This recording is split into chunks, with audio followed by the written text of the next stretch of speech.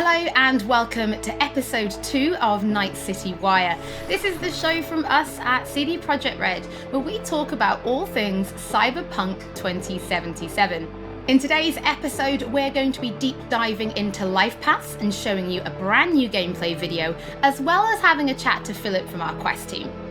Then we're going behind the scenes and taking a look at how Refused are bringing the band Samurai to life.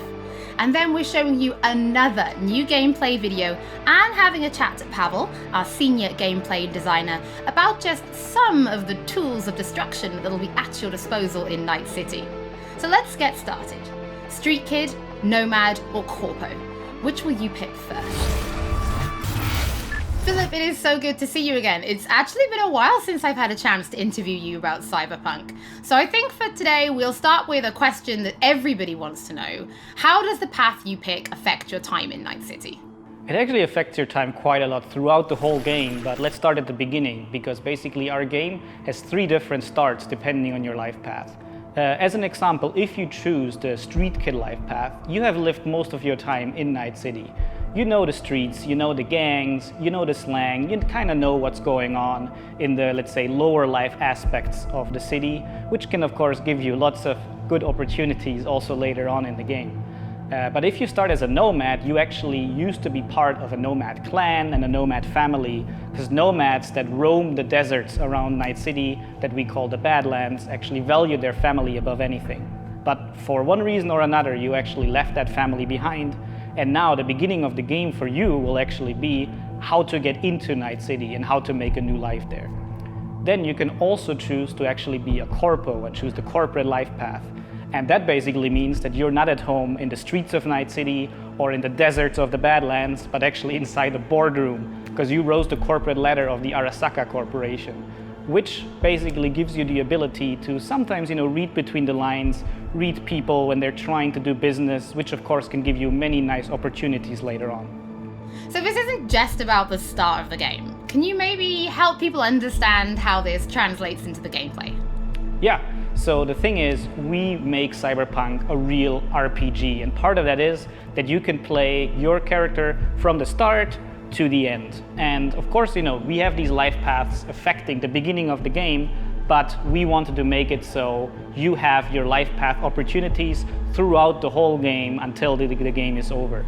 And as an example, we do that by giving you additional options and dialogues. So I can give you one specific example. And this is a mission where you have to steal a flathead robot from the Maelstrom gang. Basically, those Maelstromers stole that flathead before from a corporate transport, and the owner of that corporate transport, Meredith Stout, wants you to do something else. And this is an optional objective. And even within that objective, we want to give you some options. So as an example, if you have a corporate life path, you basically know what Meredith Stout is really about. You can read between the lines and you can get some additional options that maybe actually later enable you to do a completely different thing with the Maelstrom gang. And if you're a nomad, you know exactly some more details about how these Maelstromers would have even been able to steal a robot like that from Meredith Stout, who's part of the very powerful Militech Corporation. As a Street Kid, we as an example don't give you a specific new dialogue option in that dialogue, because as a Street Kid, you do not have a lot of experience dealing with higher up people like Meredith Stout. But we want to give you additional options that fit your life path very well. So later when you actually talk to the Maelstrom gang, one member of the gang offers you some illegal substance, but as a Street Kid, you actually know what this is about. You can talk some shop with him, and that might actually make that character like you a little bit more. So Philip, I do have a couple of extra questions for you based on the video we just saw. And the first is about nomads. So the nomad life path, this starts in a place called the Badlands. Is this somewhere you get to visit even if you don't pick nomad to start with? Yes, absolutely. So the thing is, Night City is surrounded by this huge landscape that we call the Badlands, and you can go there whenever you want. So as an example, if you actually do play the nomad life path at the start and you are in the Badlands, you can even see Night City on the horizon. And we want to give you the option later in the game, if you want, you can just take your car and drive out of the city. You can go there whenever you want. Thing is, you might not want to, because the Badlands can be a pretty dangerous place at first, because time has not been very kind to the Badlands. There have been many wars in the past, there's global warming, so most people that do live out there don't really have another choice about it, or are nomads that love this life and are all about it and are very battle-hardened. We of course also want to tell their stories, because we want to tell many different stories throughout the cyberpunk genre, which means that you will also find missions that lead you out in the Badlands or where you deal with the people living there. So Philip, can you tell us a little bit more about the character Padre? He's the guy we see giving his business card to Street Kid V in the video. Who is this man? Yeah, so Padre is actually one of the fixers in Night City. And fixers are people that work as intermediaries. So if someone who has a lot of money needs a problem solved, they go to a fixer. And a fixer then finds people who can solve that problem. And these people are people like you, V, cyberpunks. Fixers are very territorial. So Padre specifically works from Haywood, which is where you as a street kid grew up in, so you already know him. You might have already seen another one of our fixers who is called Dexter Deshawn, and he works in a different part of the city. So specifically Padre, you might know him as a street kid, but even if you played other life paths, you might sooner or later meet him because he's operating in Haywood, which is a pretty big place with many good jobs. So if you want to make some cash there, you will sooner or later deal with Padre. Philip, thank you so much for joining us. Now on my first playthrough, pretty sure I'm going to be picking Nomad, but for those watching, we would love to know what you'll be picking, so have a think about it and send us a tweet.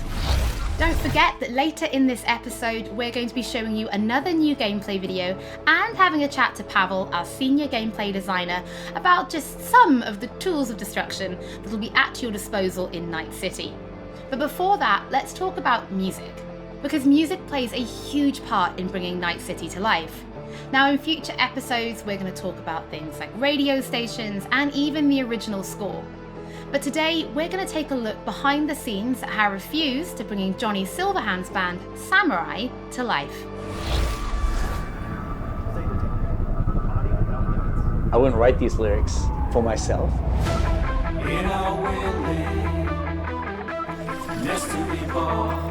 So it's kind of interesting to get into like the mindset of who is this character and what would they write about, or what's their agenda. It's interesting to try to like catch a language that's his and try to catch a language that's like part of this game. There is a reason why we're here.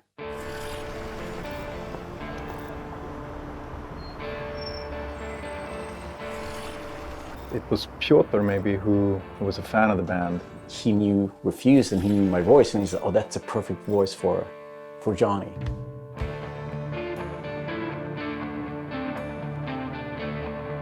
And that they wanted, I guess, a sound that was a bit contemporary from when Johnny's supposed to have had the band, because he's sort of like an anti-establishment kind of guy. Gonna drag a corporal rat on stage, make him kneel, douse him with gas, then light him up. So of course there are things that you can relate to, and like just like this outcast and this rebel that's fighting against like the corporals, and that's definitely something that's been a part of my life and a part of Refused life. We came out of the punk rock scene of northern Sweden. He's like the future version of us, you know?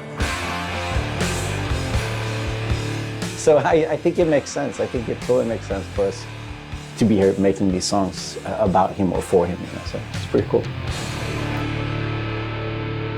Yeah. No trills. But yeah, but like wide vibrato.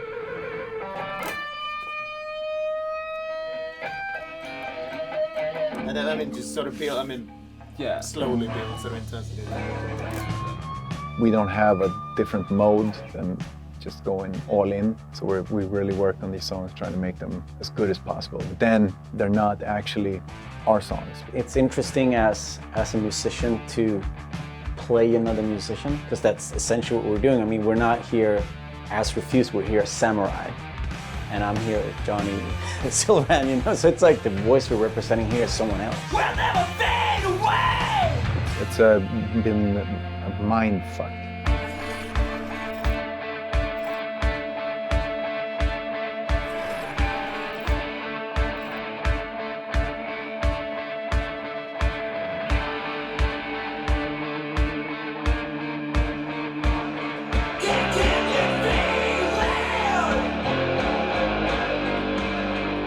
Can you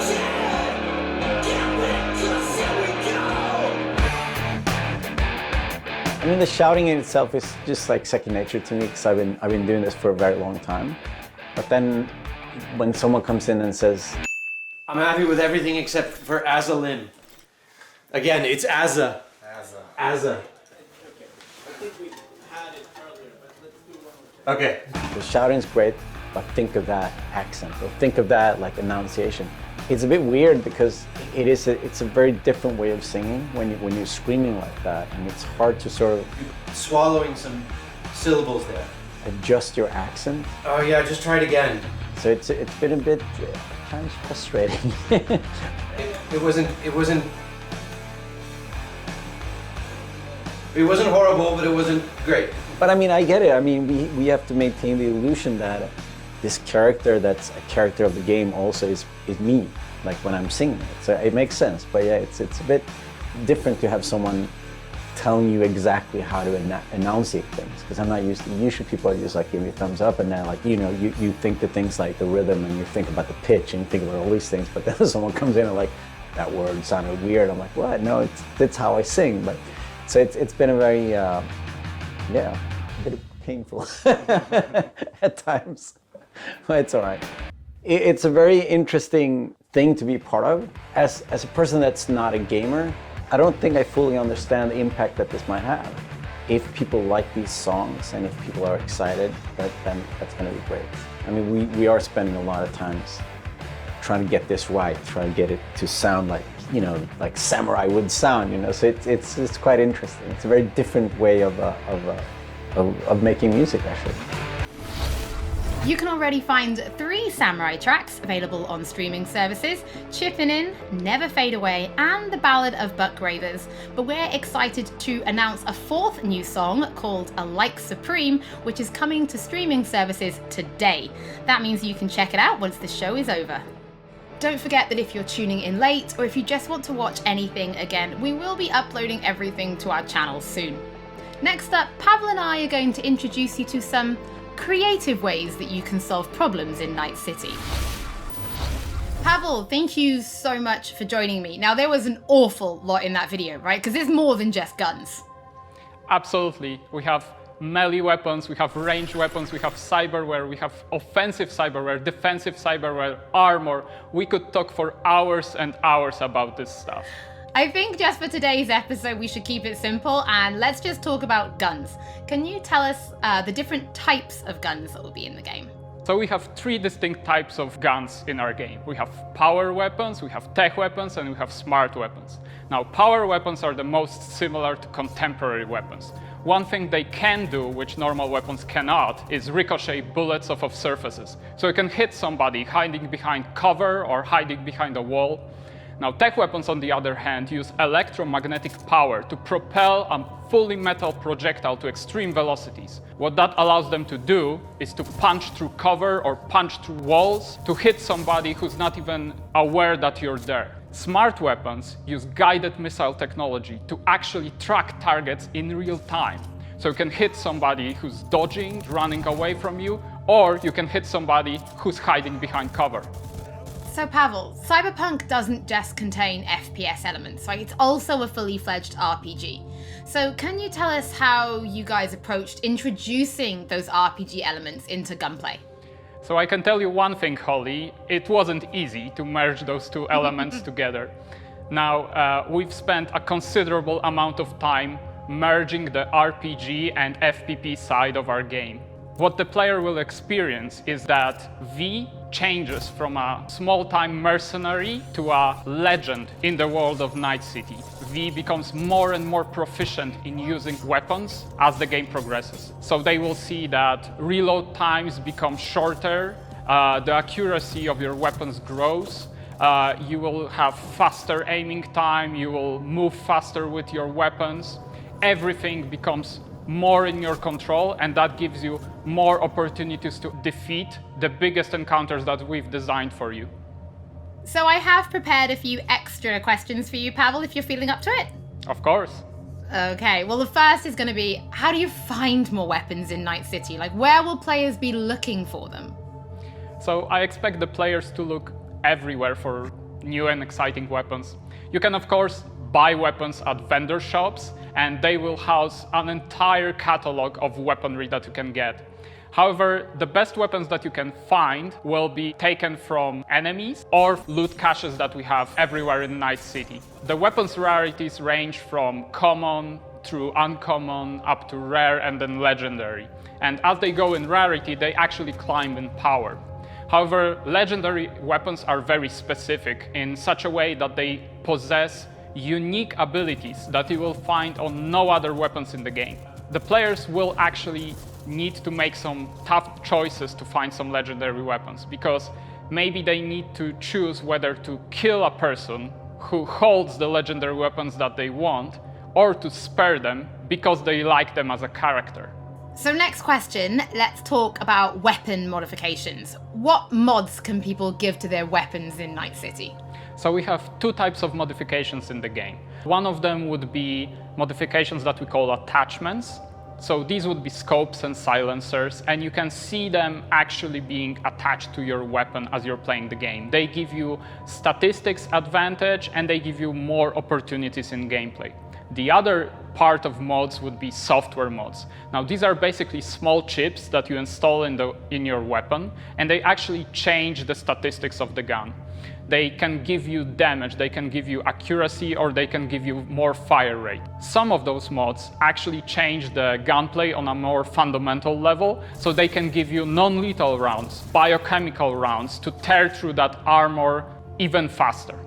So I suppose for my final question, why don't you tell us about your favorite weapon then? Which is your favorite weapon so far in Night City? Oh, there are so many weapons that it's hard to choose just one. But I can mention some manufacturers with their weapons that I absolutely adore. The first manufacturer would be Tsunami Defense Systems, who produces the sniper rifle Nekomata. That's a tech sniper rifle. That means that it can pierce through walls. So you can actually hit somebody who's hiding behind cover or who doesn't even know you're there. Of course, I also like a close quarters approach. And what that needs is a shotgun. One of the shotguns that we have in the game is Budget Arms Carnage. Now that thing is cast from pure steel and it weighs a ton. However, you can cut a person clean in half with it. Another shotgun that I absolutely love, it's for a more refined approach, I would say, is a smart shotgun, Kangtao Zhuo. That thing has 8 barrels, and that means it can track 8 targets independently. Now, killing an entire room was never simpler. Pavel, thank you so much for joining me. Thank you for having me. I'm actually pretty interested to see what kind of weapons people discover when they play Cyberpunk for themselves. Before we end episode 2, this is a reminder that those who wish to dive deeper into the lore can now pick up The World of Cyberpunk 2077. This is a brand new book created in collaboration with Dark Horse Books that will give you an extensive look at what makes Night City tick before jumping into the game this November. That is it for today's episode. Thank you so much for joining us. Don't forget that if you've missed anything or if you just want to watch again, we will be uploading everything to our channel shortly. Thank you so much for tuning in, and we'll be back with Night City Wire Episode 3 soon.